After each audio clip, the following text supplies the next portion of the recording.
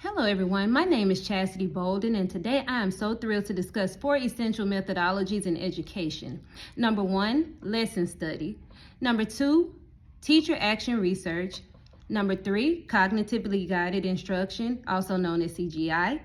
And lastly, number 4, instructional coaching. Each of these methods fosters teacher inquiry and ambitious instruction, helping us advance our teaching practices and ultimately enhance student learning. Let's start with lesson study.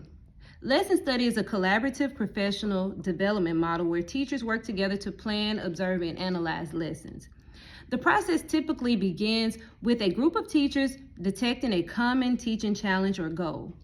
After that, they collaboratively plan a lesson that addresses this challenge. In the classroom, one teacher teaches the lesson, while the other colleagues observe scholars' responses and engagement. After the lesson has been taught, the group meets and discuss what happened. They discuss what worked, what didn't work, and how the scholars responded. This reflective process, or practice, it not only improves individual teaching practices, but it also builds a supportive professional community among educators. Research by Lewis 2007 shows that lesson study leads to more effective teaching and a deeper understanding of student learning processes.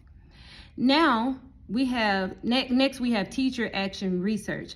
This approach empowers educators to systematically investigate their own teaching practices in order to enhance student outcomes. This process is cyclical, involving four major steps, which are planning, acting, observing, and reflecting. First, a teacher identifies a specific question or issue in their practice. They then develop a plan to address this issue, implement the plan in their classroom, and gather data on the results. Finally, the teacher reflects on the data to evaluate the effectiveness of their intervention.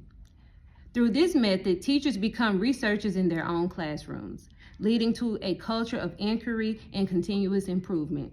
Cochran, Smith, and Little's work in 2009 highlights how action research helps teachers to critically analyze their own instructional methods and adapt them based on evidence. Now, let's dive into cognitively guided instruction, or as we know, CGI. CGI is an instructional approach that focuses on understanding scholars' cognitive processes, specifically in math. The core principle of CGI is to learn about students' thinking and reasoning. Teachers are encouraged to ask questions about how scholars approach problems and to listen attentively to their explanations. This understanding allows teachers to modify their instruction, addressing misconceptions and building on students' strengths. The overall goal of CGI is to create a more engaging and challenging learning environment. Research by Carpenter and colleagues in 1999 shows that when teachers focus on students' reasoning, they can provide more ambitious and effective mathematics instruction. So, at first, I didn't really understand the gist of CGI because I had never seen it before moving to Louisiana. And that's when I read an article during one of the PDs, and it stated that children come to school with their own set of skills. They may not have a name for it. For example, I can remember my niece being 4, and I saw her sorting her hair bows, but she sorted all of the blue hair bows with the blue hair bows and all of the yellows together, all of the greens. Did she know she was sorting them back? If I would have asked her, what are you doing? She probably couldn't have told me, oh, I'm sorting them by colors, but she was in fact sorting. So that means that she knew how to sort, but she just didn't have a name for it. So basically, our children come to us with some knowledge or their own set of skills, whether they know what it's called, and our job is basically to just, as teachers, to facilitate. And so that's what CGI is. When I saw it in practice, the teacher read the problem, and then she had 2 or 3 more students to read their problem back to her to ensure that they understood what the problem was asking them to do. And then she gave them, she set a timer and gave them so many minutes to solve the problem. And then she walked around observing as they solved the problem. And then one of the students who had it correct, she had them to go to the board and explain what they did. And then she also, and if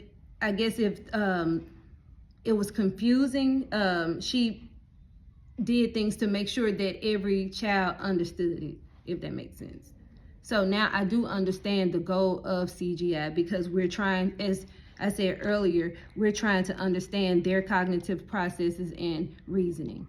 So here at the current school I work at now, we do CGI every day for about 30 minutes toward the end of the day. All right. Finally, let's talk about instructional coaching. This approach involves working collaboratively with a coach who supports teachers in improving their instructional methods, which is sort of what I do, except I don't work with general teachers. I work with mostly reading interventionists, and sometimes, if we're short, I work with math interventionists in grades 2, 3, and 4. In instructional coaching, the coach and the teacher set goals together, and the coach observes lessons and provides feedback. This continuous support allows teachers to reflect on their practices and implement new strategies in real time. Research by Jim Knight in 2007 emphasizes that instructional coaching fosters a sense of continuous improvement and inquiry. It builds teachers' confidence and helps create a collaborative professional environment within schools.